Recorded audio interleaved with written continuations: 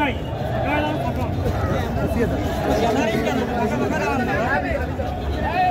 ভাই সবাই ফাঁকা ফাঁকা হয়ে দাঁড়ান।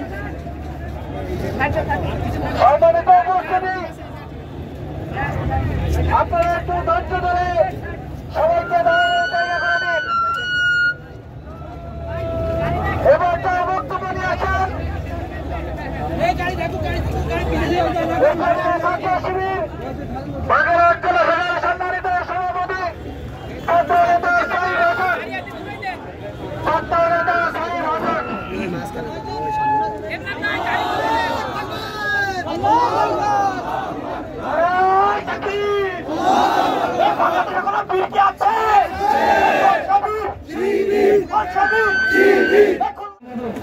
সরকার কাছে পতাকা আছে, পতাকা গুলো